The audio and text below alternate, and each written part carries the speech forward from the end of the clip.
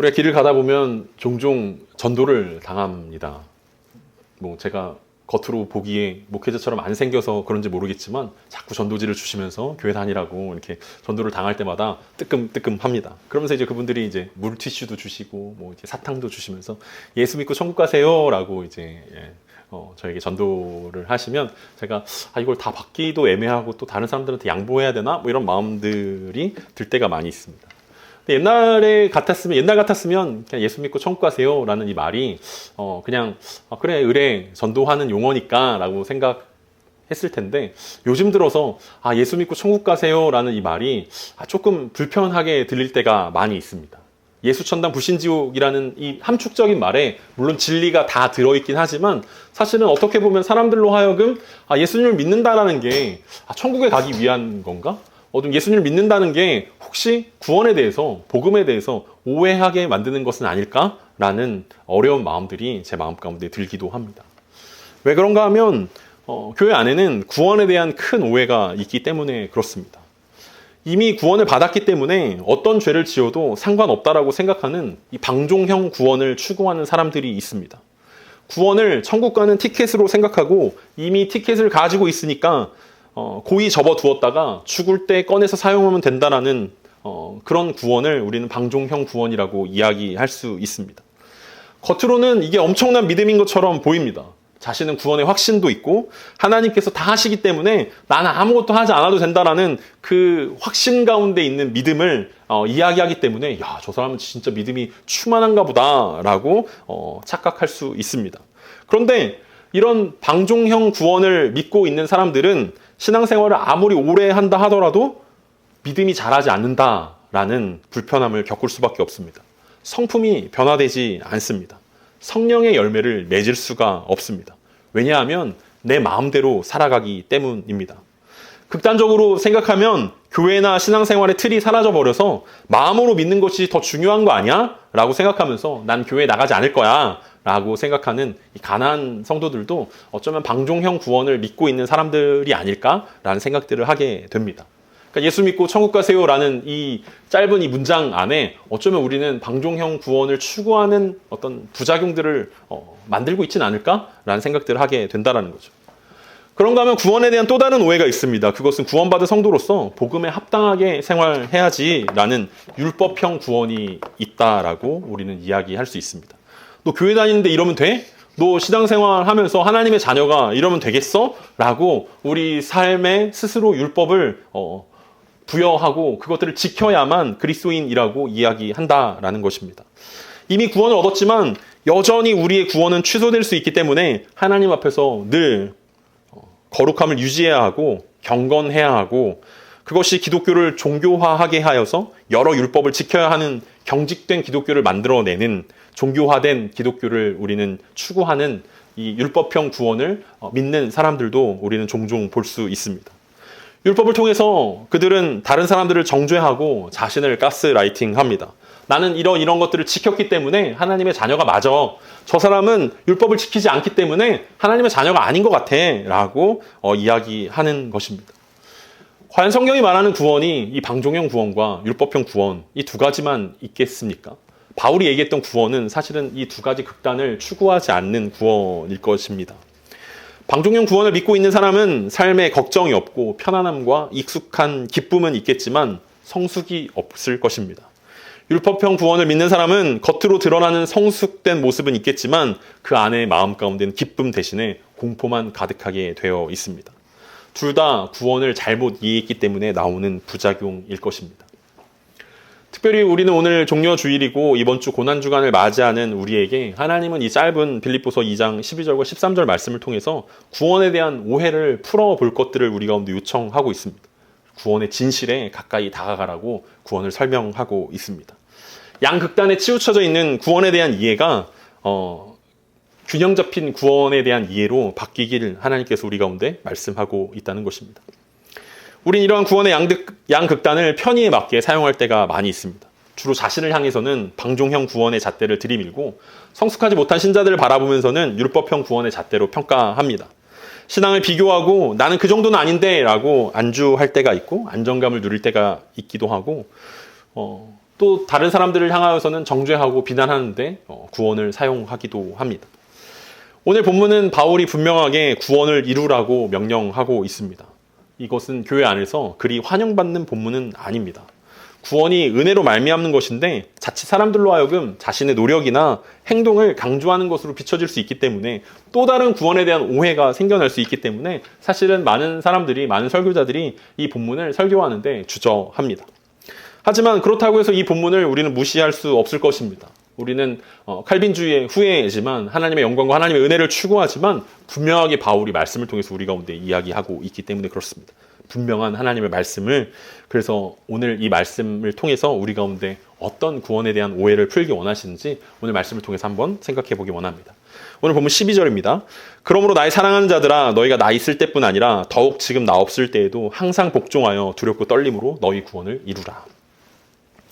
우리가 바울 서신의 특징 중에 하나를 살펴본다면 그러므로라는 단어를 주목해야 할 것입니다. 그러므로 뒤에는 바울은 항상 굉장히 중요한 말들을 던지고 있기 때문에 그렇습니다.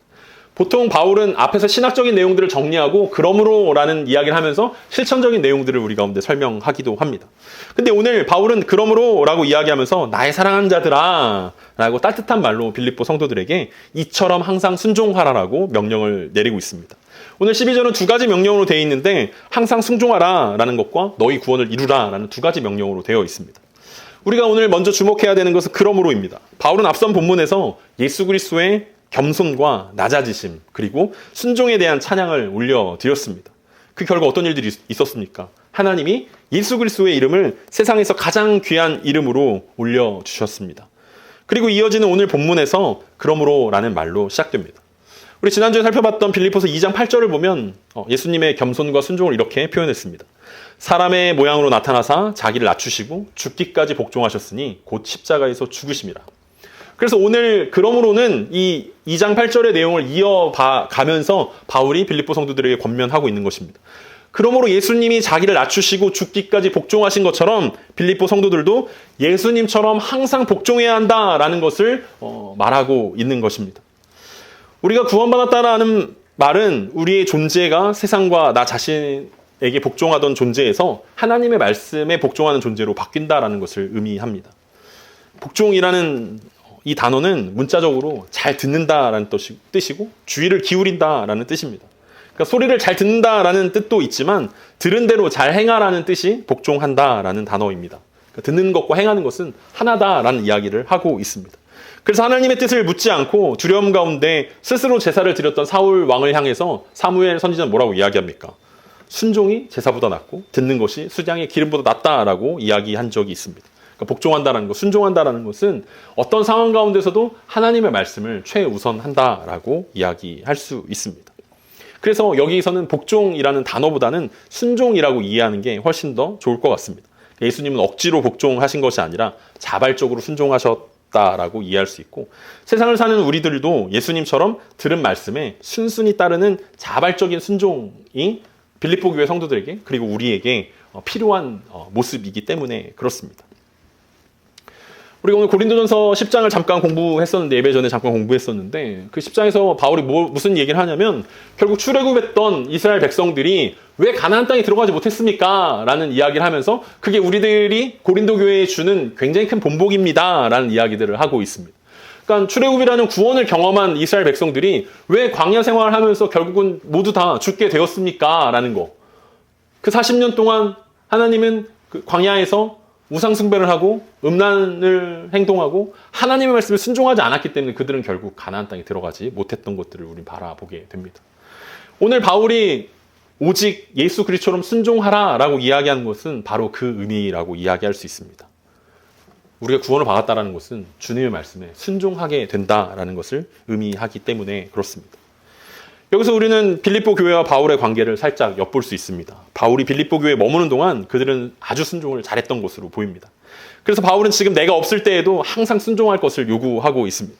아마 빌립보 성도들은 바울이 있을 때 바울의 눈치를 굉장히 많이 보았던 것처럼 보입니다. 그리고 서로에게 눈치를 굉장히 많이 줬던 것 같습니다. 그래서 바울은 이제 자신이 빌립보 교회에 잠깐 들릴 수는 있지만 계속해서 빌립보 교회에 갈 수 없는 떨어져 있는 상황 가운데서도 여전히 빌립보 교회가 사람들의 눈치를 보지 말고 자신의 눈치를 보지 말고 내가 있건 없건 하나님의 눈치를 봐야 한다라고 말하고 있는 것입니다. 그래서 바울은 눈치 보지 말고 뭐라고 이야기합니까? 두렵고 떨림으로 자신의 구원을 이루라고 권면합니다. 그러니까 순종하라는 것과 두렵고 떨림으로 구원을 이루라는 것은 같은 의미라고 이해할 수 있습니다. 순종과 구원은 그리스도 예수께서 직접 보여주신 바대로 온전한 순종을 통해서 구원에 이르게 된다는 관계로 이해할 수 있는 것입니다. 두렵고 떨림은 우리 안에 순종함으로 나타나는 자연스러운 현상이라는 것입니다. 그래서 앞에서 우리가 얘기했던 방종형 구원이나 율법형 구원이 왜 일어납니까? 우리 마음 가운데 순종하고자 하는 마음이 없기 때문에 그렇습니다. 두렵고 떨리는 마음이 사라져 버렸기 때문에 그렇습니다. 그래서 우리는 더 이상 하나님 앞에서 두렵고 떨리는 마음으로 하나님을 대하지 않습니다.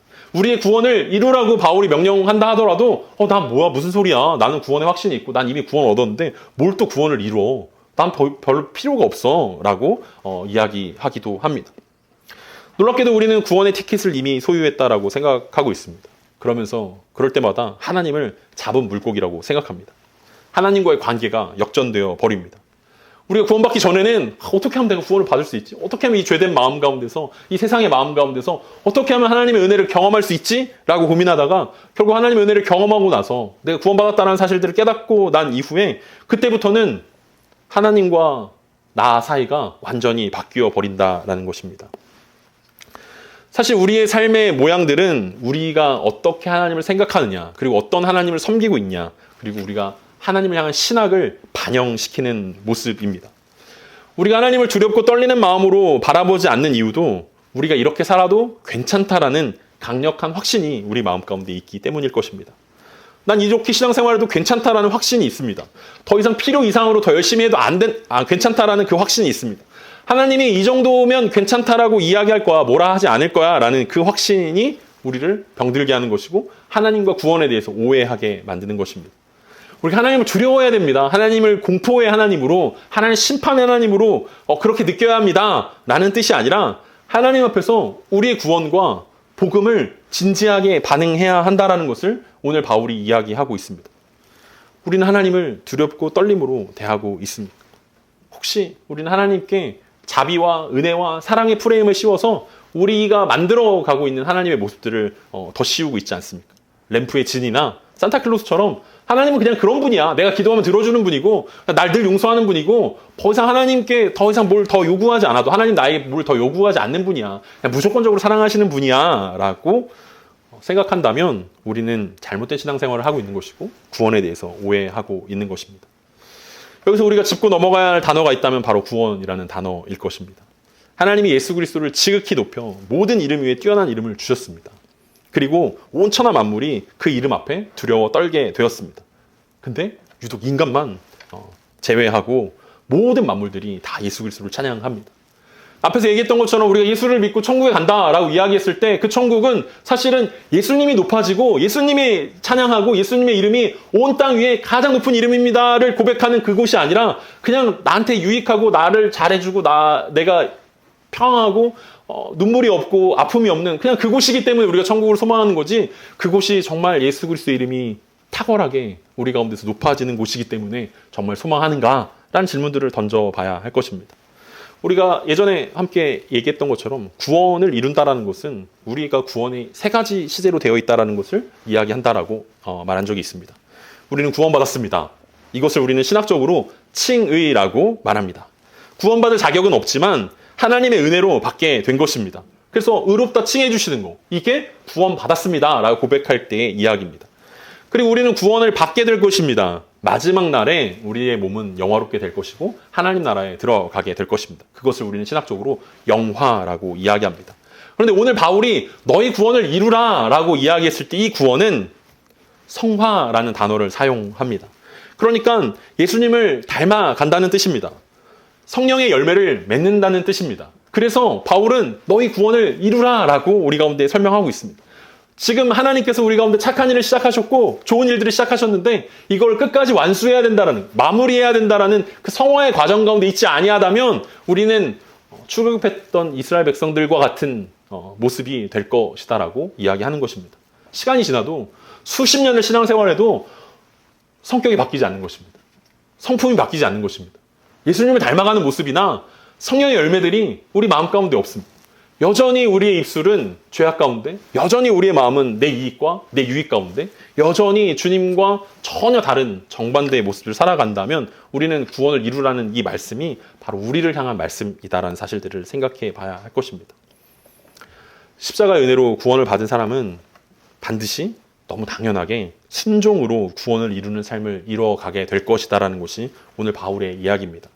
구원을 이룬다라는 것은 구원을 얻기 위해 노력해야 한다는 뜻이 아닙니다. 다시 구원을 얻어야 돼. 니네 구원 받아야 돼. 이것이 아니라 이미 우리는 구원을 받았고 그 칭이라고 이야기했고 그 구원을 우리가 성숙함으로 그리스도를 닮아감으로 성화의 과정 가운데 함께 뛰어들어야 한다라는 거죠.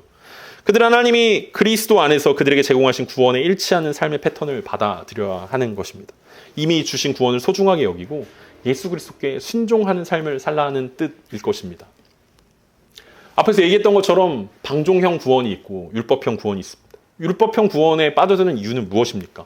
그것은 우리가 무언가를 하게 된다면 그것 이상으로 할 필요가 없는 순종을 거절하는 일들이기 때문에 그렇습니다. 가령 예를 들면 우리는 헌금을 합니다. 근데 헌금을 하는 이유는 하나님, 이 물질이 하나님의 것입니다. 하나님이 원하시는 때 원하는 방법으로 내가 이 모든 물질을 사용할 수 있습니다의 고백이 헌금인데 우리는 헌금하는 순간 하나님, 나 하나님께 드릴 거 다 드렸습니다.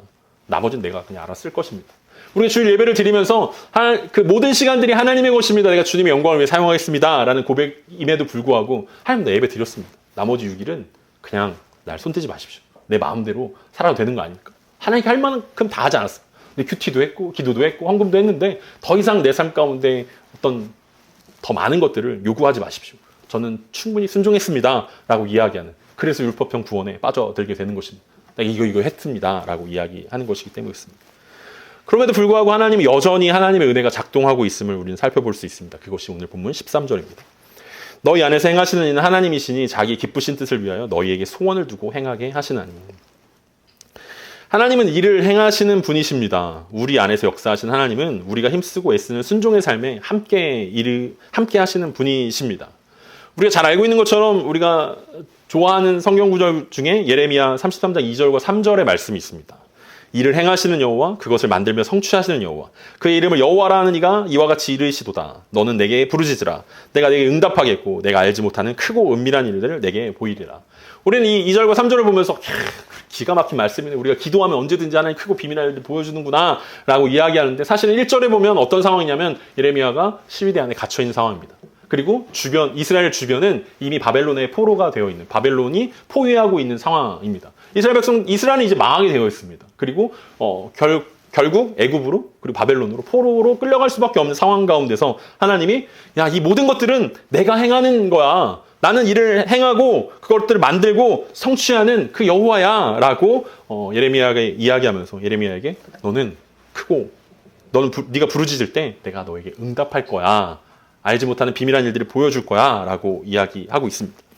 왜 이것이 은혜입니까? 오늘 바울이 이야기했던 것처럼 우리 안에서 행하시는 분이 하나님이시다라는 것입니다. 그리고 그 하나님은 자기의 기쁘신 뜻을 위해서 우리에게 소원을 두게 하신다라고 이야기하기 때문에 그렇습니다. 지난주에 그 예전에 섬겼던 교회 청년이 제 아내랑 이제 우연히 통화를 하게 됐나 봐요. 그래서 이것저것 통화하면서 저의 안부를 물었다고 합니다. 그러면서 목사님 아직도 정신 못 차리고 하나님 나라 꿈꾸고 있냐고 이렇게 이야기를 했다라고 전해 들었습니다. 이게 뭐 썩 좋은 이야기는 아니지만 그래도 내가 아직 정신 못 차렸구나. 그리고 하나님 나라를 꿈꾼다는 게 어떤 사람들에게는 되게 이상해 보이는 일들이구나라고 생각할 수 있구나라는 생각들을 갖게 되었습니다. 그런데 왜 제가 그런 것들을 꿈꾸게 되었습니까? 왜 그것을 마음에 소원하게 되었습니까?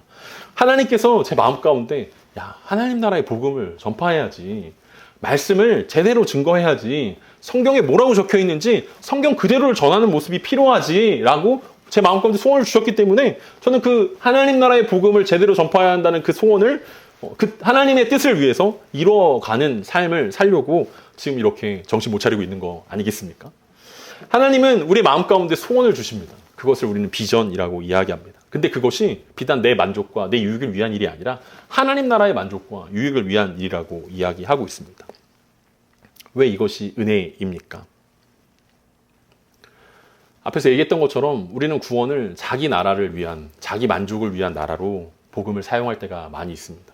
내가 병들지 않고 내가 잘 살게 되고, 내가 천국에 가면 좋은 집에 살 수 있고, 내가 천국에 가면 아프지 않고 내 가족들을 만날 수 있고, 그런 것을 우리는 천국이라고 오해할 때가 있습니다.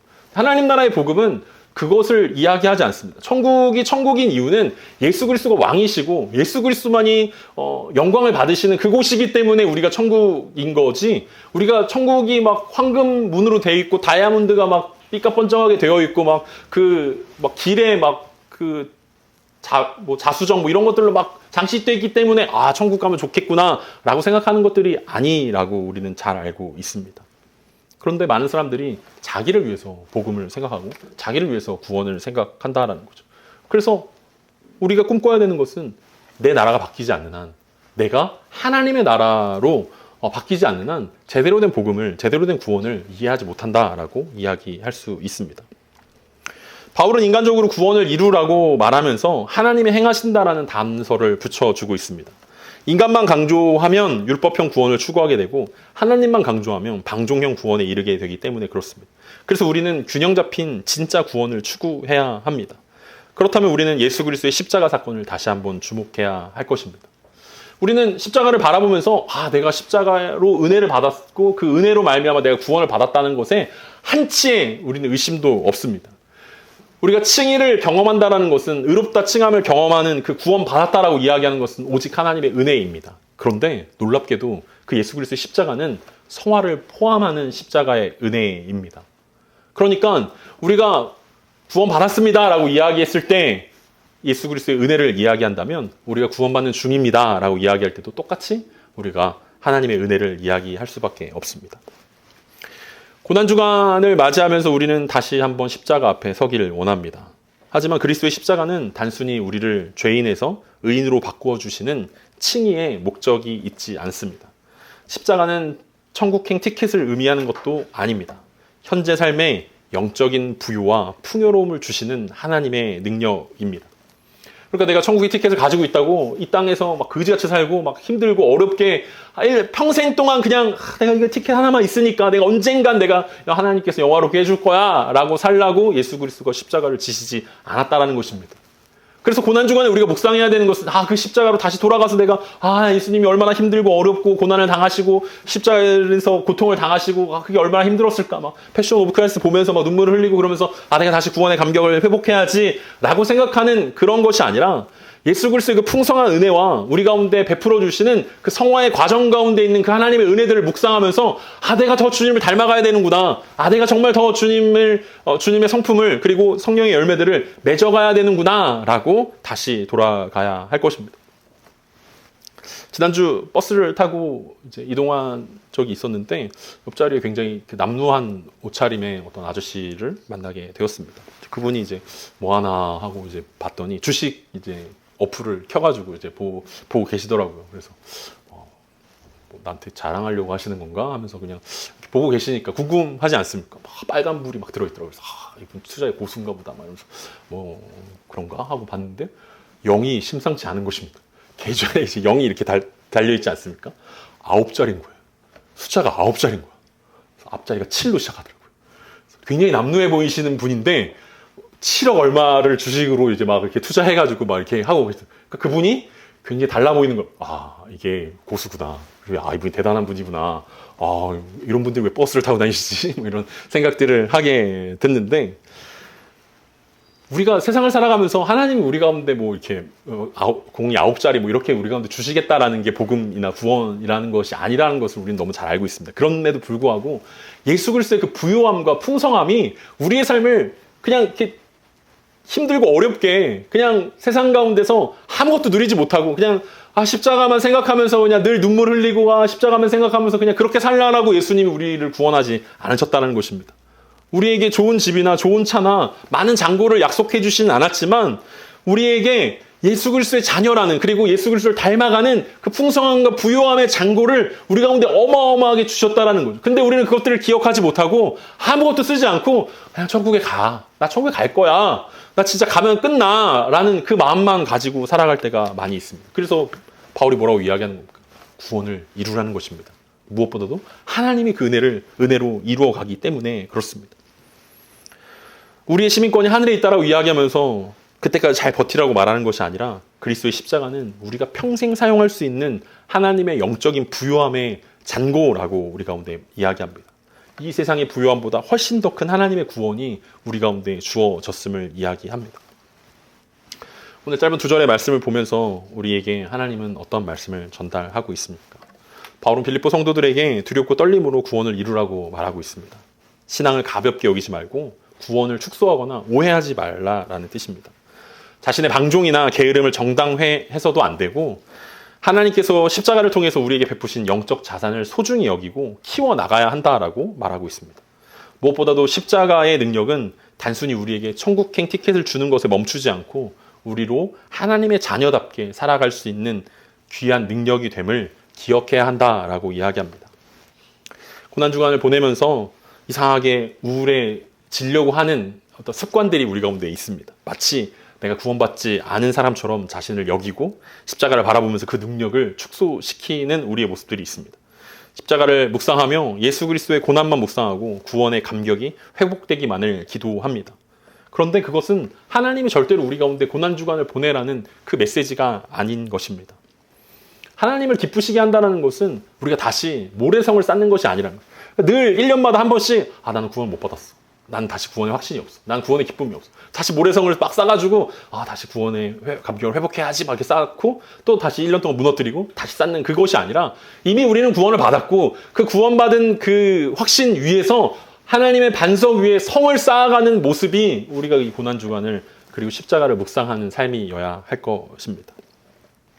C.S. 루이스가 쓴 스크루테이프의 편지에서 조카 워무드가 관리하던 영혼이 신자가 돼버립니다. 그래서 스크루테이프라는 이 삼촌이 굉장히 화를 낸 적이 있습니다. 근데 화를 내면서 다시 어떻게 해야 될 것들을 조언합니다. 그래서 이 신자가 된 관리하는 환자 어떻게 해야 되냐면 신앙생활을 습관화시켜라. 무기력하게 만들어라. 적당히 해도 괜찮다라는 마음을 심어줘라.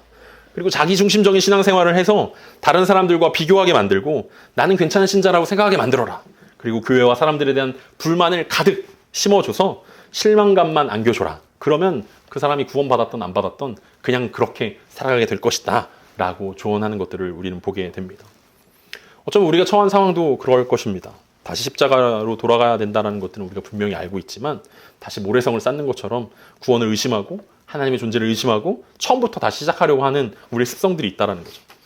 하나님 우리에게 구원 이후에 구원을 이루어갈 것을 명령하고 계십니다. 그리고 그것이 빌립보서에서 우리가 고백했던 것처럼 너희 안에 착한 일을 시작하시니가 그리스도 예수의 날에 이루실 것이다라는 그 약속이었습니다.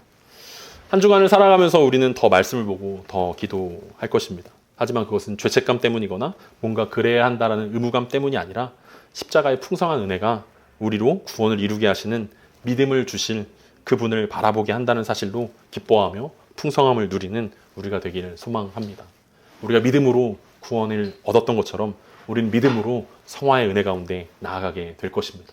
하나님이 우리를 기뻐하시면서 우리에게 마음의 소원을 주시고 그 소원을 이루어가게 하실 것입니다. 단순히 내 방식대로 하나님을 믿고 내 나라를 세워가는 그 하나님의 복음이 아니라 하나님 나라를 꿈꾸고 하나님께서 우리 가운데 주시는 순종의 삶들을 살아내는 것이 진짜 복음이다라는 메시지들을 우리 가운데 주면서 허물과 죄로 죽었던 우리를 살리시는 그리스도의 그 풍성한 사랑이 우리를 그리스도를 닮는 그 분량에 이를 때까지 성령의 풍성한 열매를 맺을 때까지 우리 가운데 계속해서 십자가의 은혜로 부어주실 것들을 기대하며 한 주를 살아내는 저와 여러분 되길 간절히 소망합니다.